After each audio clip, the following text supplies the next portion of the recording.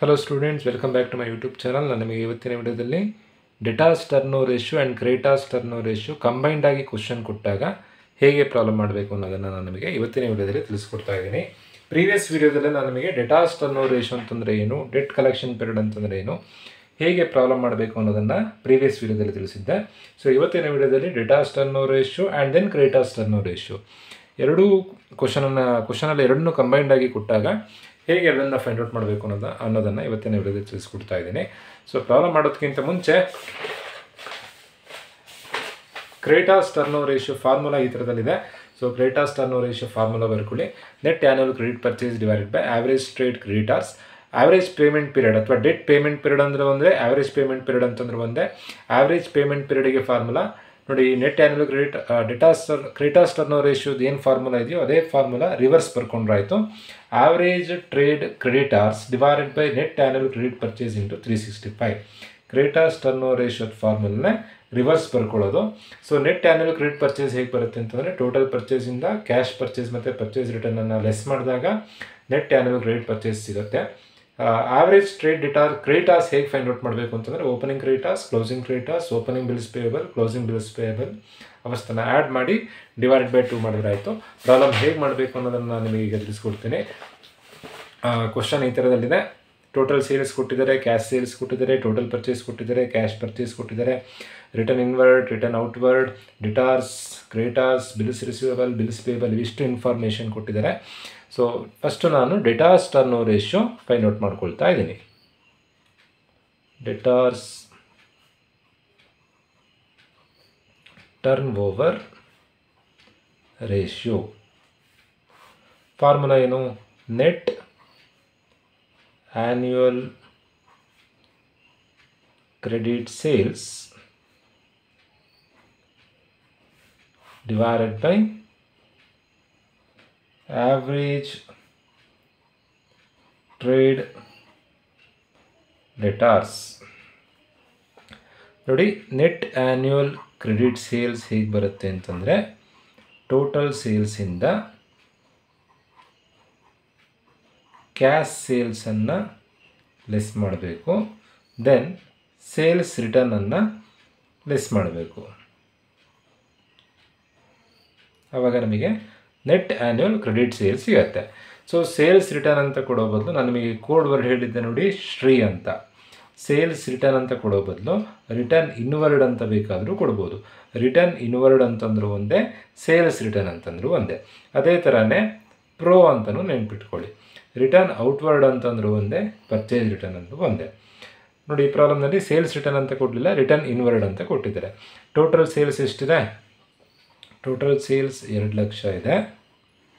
Cash sales 40,000 ಇದೆ. Total ಆಗಿ ಕಂಪ್ನಿಗೆ 2 ಲಕ್ಷ ರೂಪಾಯಿ ವ್ಯಾಪಾರ ಆಗಿದೆ. ಅದರಲ್ಲಿ 40,000 ರೂಪಾಯಿ ದುಡ್ಡಿಗೆ ವ್ಯಾಪಾರ ಮಾಡಿದ್ದಾರೆ. ಹಾಗಾದರೆ ಉಳಿದಿರೋದೆಷ್ಟು? 1,60,000 ರೂಪಾಯಿ ಕಡಕ್ಕೆ ಅಂದರೆ ಸಾಲಕ್ಕೆ ವ್ಯಾಪಾರ ಮಾಡಿದ್ದಾರೆ. ಅದರಲ್ಲಿ ಸೇಲ್ಸ್ ರಿಟರ್ನ್ ಎಷ್ಟಾಗಿದೆ ನೋಡಿ, ರಿಟರ್ನ್ ಇನ್ವರ್ಡ್ ಅಂತ ಕೊಟ್ಟಿದ್ದಾರಲ್ವ, ಅದು ಸೇಲ್ಸ್ ರಿಟರ್ನ್ ಇನ್ವರ್ಡ್ 14,000 ಇದೆ. So net annual credit sales ಹೇಗೆ ಬರುತ್ತೆ ಅಂತಂದರೆ, ಟೋಟಲ್ ಸೇಲ್ಸಿಂದ ಕ್ಯಾಶ್ ಸೇಲ್ಸ್ ಮತ್ತು ರಿಟರ್ನ್ ಇನ್ವರ್ಡನ್ನು ಲೆಸ್ ಮಾಡಬೇಕು. 2 lakh ಮೈನಸ್ 40,000 ಮೈನಸ್ 14,000. ಸೊ ಆವಾಗ ಬರುವಂಥ ಆನ್ಸರ್ 1,46,000.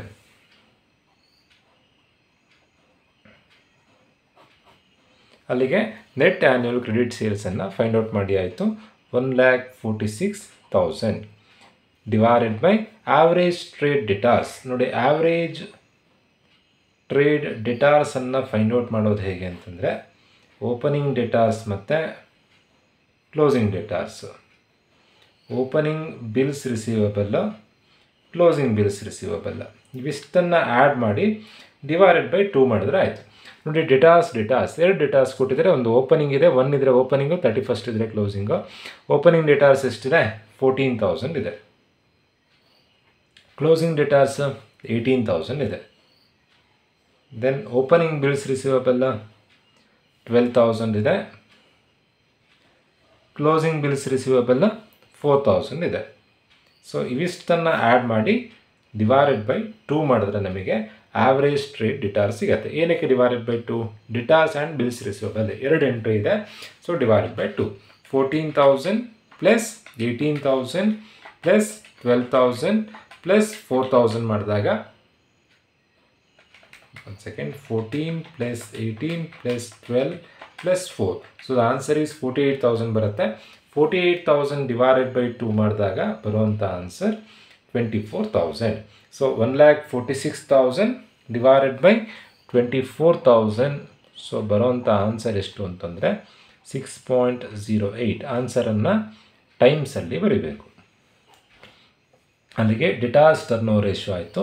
ನೆಕ್ಸ್ಟ್ ಫೈಂಡ್ ಔಟ್ ಮಾಡಬೇಕಾಗಿರೋದು debt collection period. Average collection period ಅಂತಂದ್ರೂ ಒಂದೇ, ಡೆಟ್ ಕಲೆಕ್ಷನ್ ಪೀರಿಯಡ್ ಅಂತಂದ್ರೂ ಒಂದೇ. ಫಾರ್ಮುಲಾ ಏನು ಅಂತಂದರೆ ಡೆಟ್ ಕಲೆಕ್ಷನ್ ಪೀರಿಯಡ್ಗೆ ಇದೇ ಫಾರ್ಮುಲಾ ರಿವರ್ಸ್ ಆಗಿ ಬರ್ಕೊಳ್ಬೇಕು. ನಾನೀಗ ಶಾರ್ಟ್ ಫಾರ್ಮಲ್ಲಿ ಬರ್ಕೊಳ್ತಾ ಇದ್ದೀನಿ. Average trade debtors divided by net annual credit sales into 365. ಇಲ್ಲಿ ಏನಿದೆಯೋ ಅದನ್ನೇ ಉಲ್ಟಾ ಬರ್ಕೊಂಡು ಇಂಟು 365 ಮಾಡಿದ್ರೆ ಆಯಿತು. ಸೊ 1,46,000 ಬೈ 24 ಇರೋದನ್ನು 24,000 ಡಿವೈಡೆಡ್ ಬೈ 1,46,000 ಇಂಟು ಕ್ವಶನಲ್ಲೇ ಕೊಟ್ಟಿರ್ತಾರೆ ಟೇಕ್ 365 ಡೇಸ್ ಇನ್ ಇಯರ್ ಅಂತ ಕೊಟ್ಟಿದ್ದಾರೆ ನೋಡಿ. ಹಾಗಾಗಿ 365 ಬರ್ಕೊಳ್ಬೇಕು. ಏನೂ ಕೊಡಲಿಲ್ಲ ಅಂತಂದರೂ 365ನೇ ಬರ್ಕೊಳ್ಬೇಕು. ಕೆಲವೊಂದು ಸತಿ 366 ಡೇಸ್ ತಗೊಳ್ಳಿ ಅಂತ ಕೊಟ್ಟಿರ್ತಾರೆ, ಆವಾಗ 366 ಬರ್ಕೊಂಡ್ರೆ ಆಯಿತು. ಸೊ 24,000 ಡಿವೈಡೆಡ್ ಬೈ 1,46,000 ಇಂಟು 365 ಮಾಡಿದಾಗ ಬರೋವಂಥ answer 24,000 divided by 1,46,000 into 365. The answer is 59.99 ಬರುತ್ತೆ. ರೌಂಡ್ ಆಫ್ ಮಾಡಿದಾಗ 60 ಡೇಸ್. ಸೊ ಅಲ್ಲಿಗೆ ಡೆಟಾಸ್ ಟರ್ನ್ ಓವರ್ ರೇಷಿಯೋ ಮುಗೀತು. ದೆನ್ ಡೆಟ್ ಕಲೆಕ್ಷನ್ ಪೀರಿಯಡ್ ಕೂಡ ಮುಗೀತು. ನೆಕ್ಸ್ಟ್ ಏನು ಫೈಂಡ್ ಔಟ್ ಮಾಡಬೇಕು? ಕ್ರೆಡಿಟಾರ್ಸ್ ಟರ್ನ್ ಓವರ್ ರೇಷಿಯೋ ಮತ್ತು ಡೆಟ್ ಪೇಮೆಂಟ್ ಪೀರಿಯಡನ್ನು ಫೈಂಡ್ ಔಟ್ ಮಾಡಬೇಕು. ಸೇಮ್ ಇದೇ ಥರನೇ ಅವಾಗ ಏನು ಬರ್ಕೊಂಡಿದ್ರೆ ಅದ್ರ ಕಂಪ್ಲೀಟ್ ಅಪೋಸಿಟ್ ಬರ್ಕೊಳ್ಬೇಕು. ನೆಟ್ ಆ್ಯನ್ಯುವಲ್ ಕ್ರೆಡಿಟ್ ಸೇಲ್ಸ್ ಬದಲು net annual credit purchase, average trade ಡೆಟಾರ್ಸ್ ಬದಲು ಆವ್ರೇಜ್ ಟ್ರೇಡ್ ಕ್ರೆಡಿಟಾರ್ಸ್. ಸೊ ನೀವು ಎರಡನ್ನೂ ಕಲಿಯೋದು ಬೇಡ, ಇದೊಂದನ್ನು ಡೆಟಾಸ್ ಟರ್ನ್ ಓವರ್ ರೇಷಿಯೋ ಕಲ್ತ್ಕೊಳ್ಳಿ. ಇದರ ಅಪೋಸಿಟ್ ನೆನ್ಪಿಟ್ಕೊಂಡ್ರೆ ಆಯ್ತು. ಸೇಲ್ಸ್ ಬದಲು ಪರ್ಚೇಸು, ಡೆಟಾರ್ಸ್ ಬದಲು ಕ್ರೆಡಿಟಾರ್ಸು. ಇಲ್ಲೂ ಅದೇ ಥರನೇ ಸೇಲ್ಸ್ ಬದಲು ಪರ್ಚೇಸು, ಡೆಟಾರ್ಸ್ ಬದಲು ನೋಡಿ ಇಲ್ಲಿ ಡೆಟಾರ್ಸ್ ಇರೋಲ್ಲಿ ಕ್ರೆಡಿಟಾರ್ಸು, ಬಿಲ್ಸ್ ರಿಸೀವಬಲ್ ಇರೋಲ್ಲಿ ಬಿಲ್ಸ್ ಪೇಪರ್. ಉಳಿದಿದ್ದೆಲ್ಲ ಸೇಮು, ಉಳಿದಿದ್ದ ಫಾರ್ಮುಲಾ ಎಲ್ಲ ಸೇಮ್ ಇರುತ್ತೆ. ಸೇಲ್ಸ್ ತೆಗೆದು ಪರ್ಚೇಸ್ ಮಾಡೋದು, ಡೆಟಾರ್ಸ್ ತೆಗೆದು ಕ್ರೆಡಿಟಾರ್ಸ್ ಮಾಡೋದು, ರಿಸೀವಬಲ್ ತೆಗೆದು ಪೇಯಬಲ್ ಮಾಡಿದರೆ ಆಯಿತು. So debtors turnover ratio ಆಯಿತು, ಡೆಟ್ ಕಲೆಕ್ಷನ್ ಪೀರಿಯಡ್ ಆಯಿತು. ನೆಕ್ಸ್ಟ್ ಏನು ಫೈಂಡ್ ಔಟ್ ಮಾಡಲಿಕ್ಕೆ ಕೊಟ್ಟಿದ್ದಾರೆ? ಕ್ರೆಡಿಟಾರ್ಸ್ ಟರ್ನ್ ಓವರ್ ರೇಷಿಯೋ ಮತ್ತು ಡೆಟ್ ಪೇಮೆಂಟ್ ಪೀರಿಯಡ್. ನಾನು ಅವಾಗಲೇ ಹೇಳಿದ್ದೆ reserve for bad debts, reserve for bad ಡೆಟ್ಸನ್ನು ಇಗ್ನೋರ್ ಮಾಡಬೇಕು, ಕನ್ಸಿಡರ್ ಮಾಡಲಿಕ್ಕಿಲ್ಲ. So creditors turnover ratio find out ಮಾಡಬೇಕೀಗ. Creditors turnover ratio. Creditors turnover ratio ಮಾಡೋದು ಹೇಗೆ? Net annual credit purchase divided by average trade creditors. Net annual credit purchase ಹೇಗೆ ಬರುತ್ತೆ ಅಂತಂದರೆ total ಪರ್ಚೇಸಿಂದ cash purchase ಮತ್ತು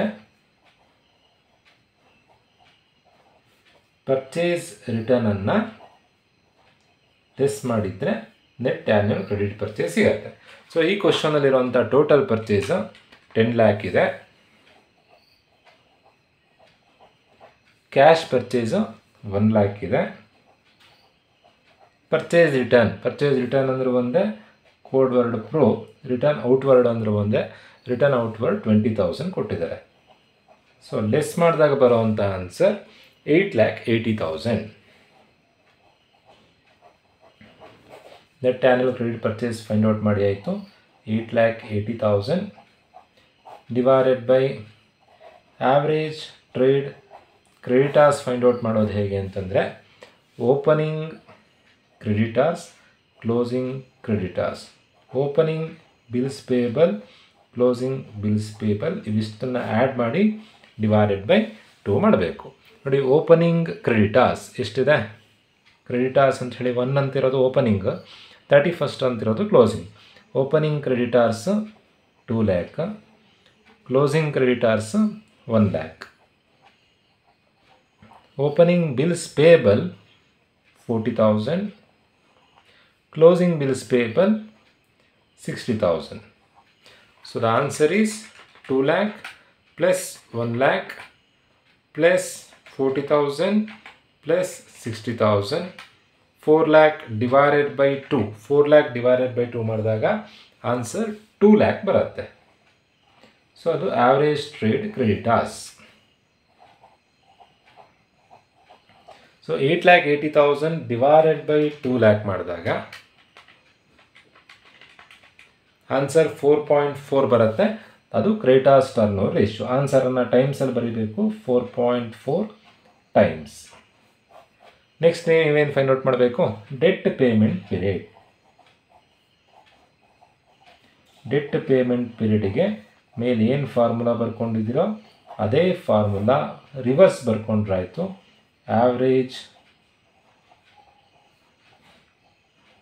trade creditors divided by net annual credit purchase into 365. So 2 lakh ಇಲ್ಲಿ ಬರ್ಕೊಂಡಿರೋದನ್ನೇ ಉಲ್ಟಾ ಬರ್ಕೊಳ್ಳೋದು. 2 lakh divided by 8,80,000 into 365. ಆನ್ಸರನ್ನು ಯಾವಾಗಲೂ ಡೇಸಲ್ಲಿ ಬರೀಬೇಕು. 2 lakh divided by 8,80,000 into 365 ಮಾಡಿದಾಗ ಬರುವಂಥ ಆನ್ಸರ್ 82.9 ಬರುತ್ತೆ. ರೌಂಡ್ ಆಫ್ ಮಾಡಿ 83 ಡೇಸ್ ಅಂತ ಬರೆದ್ರೆ ಆಯಿತು.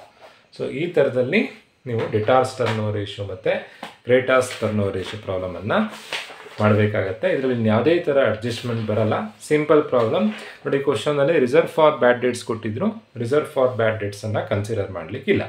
ಸೊ ಇವೆಷ್ಟು debtors turnover ratio, creditors turnover ratio. Hope ಎಲ್ರಿಗೂ ವಿಡಿಯೋ ಅರ್ಥ ಆಗಿದೆ ಅಂತ ಅಂದ್ಕೊಳ್ತಾ ಇವತ್ತಿನ ವಿಡಿಯೋ ಮುಗಿಸ್ತಾ ಇದ್ದೀನಿ. Thank you.